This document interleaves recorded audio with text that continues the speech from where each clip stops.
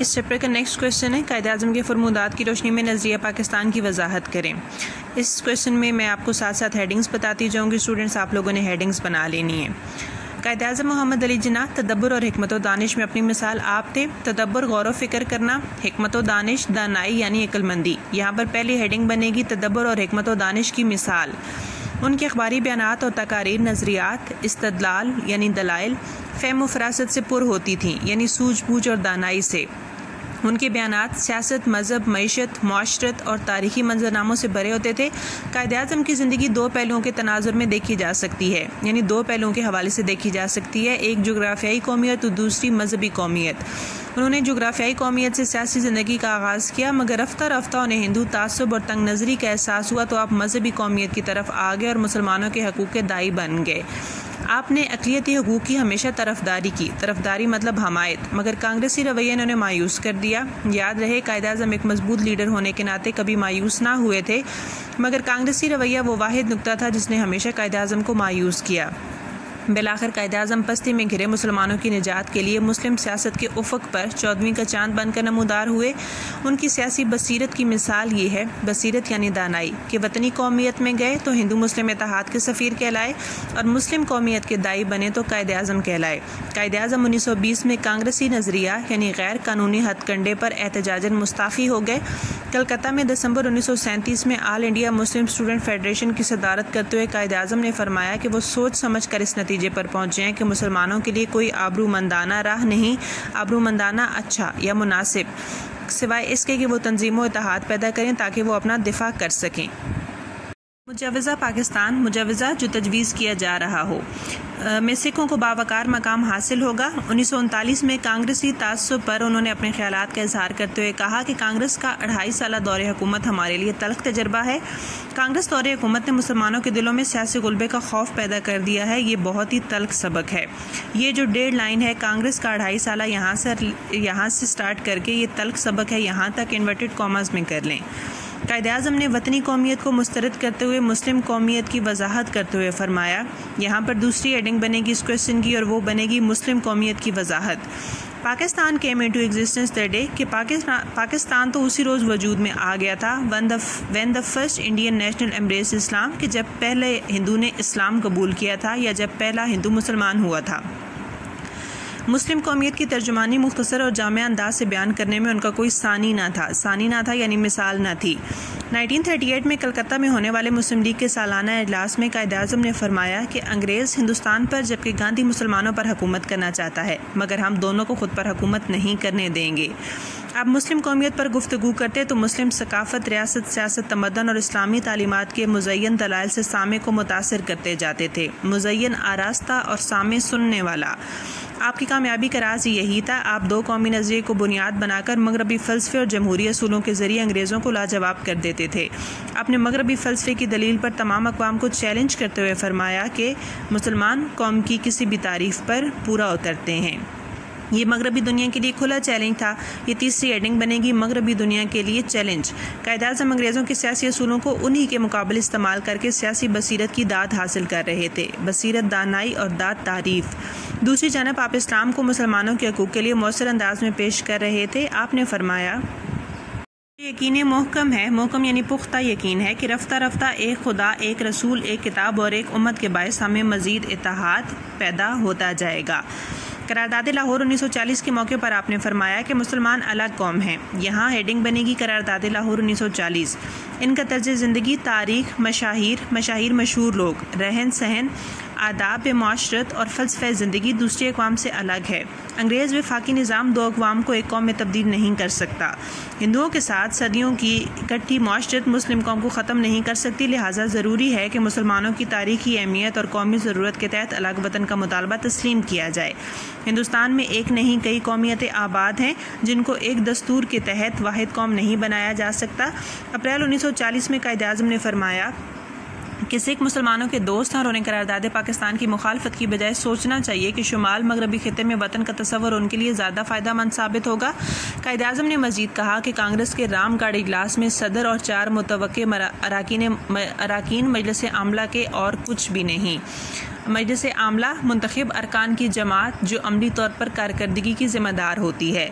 قائد اعظم نے بمبئی صوبائی مسلم league conference میں شرکت سے معذرت کرتے ہوئے مئی 1940 میں اپنے پیغام میں لکھا، یہاں پر ہیڈنگ بنے گی بمبئی صوبائی مسلم لیگ کانفرنس، کہ قرارداد لاہور کے ذریعے ایک بہترین اور درست منزل کا تعین کر دیا گیا ہے جس کے اصول کے لیے اب مسلمانوں سے قربانی درکار ہے، کیونکہ اسی میں ان کی نجات ہے۔ یوم مسلم ممالک کے سلسلے میں جلسہ عام سے خطاب کرتے ہوئے قائد اعظم نے بمبئی میں نومبر 1940 میں فرمایا کہ دنیا کے مسلمانوں کی مدد کرنا مسلم لیگ کے آئین کے عقیدے کی ایک شک ہے، شک یعنی لازمی شرط۔ انہوں نے امید کا اظہار کیا کہ نہ صرف نازی اور فاشی حکومتیں عالم اسلام کی وحدت کے خلاف کام نہیں کریں گی، نازی اور فاشی یعنی آمرانہ اور جارحانہ، بلکہ فرانسیسی اور برطانوی حکومتیں بھی شام اور فلسطین میں اپنی حکمت عملی پر نظر ثانی کریں گی۔ ان خیالات کے اظہار سے قائد اعظم مستقبل کی مسلم ریاست کو دنیا اسلام سے منسلک کر رہے تھے۔ منسلک کا مطلب ہوتا ہے جوڑنا، اور عالمی جنگ میں مسلم ممالک کے ساتھ یکجہتی کا اظہار کر کے ہندوستانی مسلمانوں کے جذبات انگریزوں تک بھی پہنچا رہے تھے۔ عالم اسلام سے وابستگی سے انگریز اور ہندو کو باور کرانا تھا، وابستگی تعلق اور باور مطلب یاد کرانا تھا کہ مسلمانان ہند اکیلے نہیں بلکہ ان کی جدوجہد میں اسلامی ممالک کا اخلاقی تعاون بھی شامل تھا۔ 18 فروری 1941 کو قائد اعظم نے فرمایا کہ کوئی آئینی منصوبہ جو مسلم اکثریت کو متاثر کرے قبول نہ ہوگا۔ قرارداد لاہور کو پاکستان کے نام سے بیان کرنے میں کوئی اعتراض والی بات نہیں، بلکہ یہ قرارداد کی روح کو سمجھنے کا آسان اور سہل طریقہ ہے، سہل بھی آسان ہوتا ہے۔ پاکستان کانفرنس کی افتتاحی اجلاس سے خطاب کرتے ہوئے قائد اعظم نے مارچ 1941 میں فرمایا، یہاں پر جو ہیڈنگ بنے گی وہ ہے پاکستان کانفرنس کا افتتاحی اجلاس، کہ نوجوانوں کو موقع دیا جائے گا کہ وہ مسلم لیگ کی قرارداد پاکستان پر بغیر کسی روک ٹوک کے اظہار خیال کریں۔ 2 مارچ 1941 کو مسلم اسٹوڈنٹس فیڈریشن پنجاب کے خصوصی اجلاس پاکستان سے خطاب کرتے ہوئے آپ نے فرمایا کہ جب ہندو اپنا عقیدہ بدلتا ہے تو وہ ہندو مت اور فلسفے کے مطابق ذات پات سے خارج ہو گیا۔ ہندوؤں کا معاشرتی، مذہبی اور ثقافتی لحاظ سے کوئی تعلق نہیں رہا، اس لحاظ سے مسلمان ایک الگ سماج یعنی معاشرہ، فلسفہ، عقیدہ اور نظام کے تحت زندگی بسر کر رہے ہیں۔ وہ الگ قوم ہیں اور الگ وطن میں باعزت زندگی بسر کریں گے۔ کچھ لوگ قرارداد پاکستان کو اسلام کے خلاف قرار دے رہے ہیں، اسلام کا ہمیں بھی پتہ ہے، اس میں اسلام کے خلاف کچھ بھی نہیں۔ خطاب اس کوشچن کی لاسٹ ہیڈنگ ہے۔ علی گڑھ میں خطاب کے دوران آپ نے فرمایا کہ اسلام پاکستان کے مطالبے کا واحد محرک تھا، محرک یعنی سبب۔ قائد اعظم نے ہر تقریر اور بیان میں مسلم قومیت، مسلمانوں کے مسائل اور پاکستان ایک واحد حل کے طور پر انگریزوں اور ہندوستانی اقوام کے سامنے پیش کیا۔ قائد اعظم کے فرمودات میں مسلمان، پاکستان اور جمہوریت کی واضح جھلک ملتی ہے۔ ان کے فرمودات سے نہ صرف مسلمانان ہند کے مسائل اور ان کے حل کا پتہ چلتا ہے بلکہ پاکستان کی تعمیر و ترقی کا درس بھی ملتا ہے۔ پاکستان کی ترقی فرمودات قائد اعظم پر عمل میں پنہاں ہے، پنہاں کا مطلب پوشیدہ یا چھپی ہوئی۔ نیکسٹ کوشچن ہے ہمارا، نظریہ پاکستان کے اجزائے ترکیبی بیان کریں۔ اجزائے ترکیبی ہوتے ہیں انگریڈینٹس، یعنی کن چیزوں کے ملنے سے پاکستان کا نظریہ وجود میں آیا۔ نظریہ پاکستان 1947 سے قبل کی تحریک آزادی کے ساتھ ساتھ بعد از آزادی مملکت خدا داد کی تعمیر و ترقی پر محیط ہے۔ محیط کا مطلب ہے حاوی یا گھیر لینا۔ 2 قومی نظریے کا تعلق مسلمانوں کی نظریاتی شناخت سے ہے، جبکہ نظریہ پاکستان کی وسعت 2 قومی نظریہ، تحریک پاکستان اور تعمیر پاکستان جیسے اہم پہلوؤں تک پھیلی ہوئی ہے۔ لہٰذا نظریہ پاکستان کے اجزائے ترکیبی بیک وقت 2 قومی نظریہ، تحریک پاکستان اور تعمیر و ترقی مختلف پہلوؤں پر بحث کرتے ہیں۔ مدرجہ ذیل اجزائے ترکیبی ہیں جی نظریہ پاکستان کے۔ سب سے پہلا ہے مذہبی آزادی۔ ہندوستان میں مسلمان مذہبی تشدد کا نشانہ بنے ہوئے تھے، کئی علاقوں میں وہ مذہبی فرائض ادا نہیں کر سکتے تھے۔ ہندو دہشت گردی کا سلسلہ مساجد، درگاہوں اور امام بارگاہوں تک پھیلا ہوا تھا۔ مذہبی عقائد کے مطابق عبادات پر پابندی مسلمانوں کو کسی طور پر بھی برداشت نہ تھی، لہٰذا تحریک پاکستان میں اس نظریے کی بار بار تشہیر کی گئی، یعنی اس نظریے پر بار بار زور دیا گیا کہ علیحدہ وطن پاکستان میں مسلمانوں کو مکمل مذہبی آزادی ہوگی اور وہ اپنے عقائد کے لحاظ سے اپنی عبادت کر سکیں گے۔ اداروں کا فروغ۔ تحریک پاکستان کی اساس یعنی کہ بنیاد اسلام تھی، مگر مسلم حقوق کا تحفظ اور الگ وطن کے مطالبے کے زیادہ تر انداز مغربی جمہوریت اور قوم پرستی کے اصولوں کے تحت تھے۔ سیاسی جماعت کا کام جداگانہ انتخاب اور جلسوں کے ذریعے مطالبہ پاکستان کی کامیابی مغربی جمہوریت کے اصولوں پر مبنی تھے۔ دوسری جانب اسلام بھی مشاورت کا قائل ہے۔ مشاورت یعنی مشورہ، اور قائل ہوتا ہے ماننا۔ عوامی حقوق، مساوات، رنگ، نسل، ذات، زبان سے بالا تر ہو کر فلاحی معاشرے کا قیام اسلامی اصولوں میں اہم مقام رکھتا ہے، لہٰذا نظریہ پاکستان میں جمہوری اداروں کے فروغ کو خاص اہمیت حاصل ہے۔ 14 فروری 1948 کو سبی یعنی بلوچستان کے مقام پر خطاب کرتے ہوئے قائد اعظم نے فرمایا، آئیں ہم اپنے جمہوری نظام کو اسلامی اصولوں میں رنگ دیں، یہاں آئیں سے پہلے انورٹڈ کاماز لگا دیں۔ خدائے ذوالجلال نے ہمیں ریاستی کاموں میں باہمی مشورہ کے اصول سکھا دیے ہیں، اور یہاں پر انورٹڈ کاماز کلوز کر دیں کیونکہ یہ قائد اعظم کا فرمان ہے، اس کو آپ لوگوں نے ایز اٹ از انہی الفاظ میں تیار کرنا ہے۔ قائد اعظم کے اس فرمان سے پتہ چلتا ہے کہ وہ جمہوری نظام کو اسلام کے سنہری اصولوں کے مطابق ڈھالنے کے متمنی تھے، یعنی خواہش مند تھے، جس سے مسلمان اپنے مذہب اور جمہوریت کے اصولوں کو اپنا کر دنیا کے کونے کونے میں باعزت نظر سے دیکھے جا سکیں۔ عدل و انصاف، اسلامی اصول اور مغربی فلسفہ معاشرت و سیاست عدل و انصاف کے قائل ہیں۔ نظریہ پاکستان میں انصاف اور مساوات کا تصور پوری قوت کے ساتھ موجود ہے۔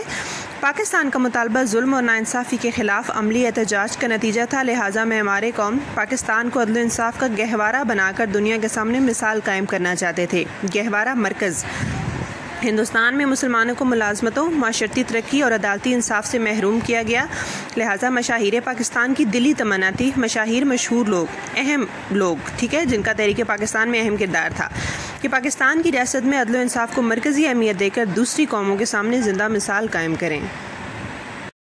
اقلیتوں کا تحفظ، مسلمان ہندوستان میں اقلیت تھے، ہندو اکثریت نے بے رحمی سے مسلمانوں کا استحصال کیا۔ کانگریس نے مسلمانوں کے جائز حقوق کے خلاف پوری قوت سے تحریکیں چلائیں۔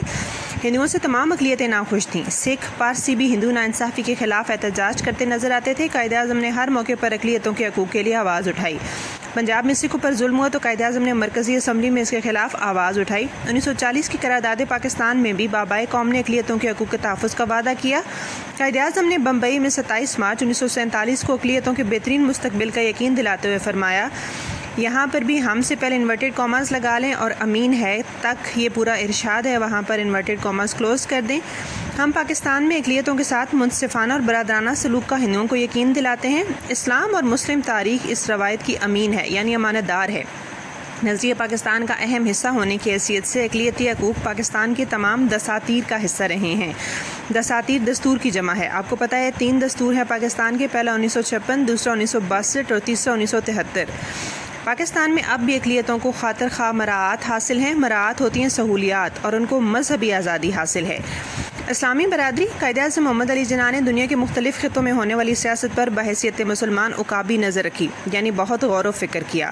فلسطین کے مسئلے پر قائد اعظم نے مسلمانوں کی بھرپور حمایت کی۔ تحریک پاکستان کے دوران برطانوی وزارت خارجہ نے امریکی حکومت کو خط لکھا اور واضح کیا کہ انگریز ہندوستانی مسلمانوں کے خلاف انتہائی اقدام نہیں اٹھا سکتا، کیونکہ اس طرح کے رویے پر مسلمان ممالک بددل ہو سکتے ہیں۔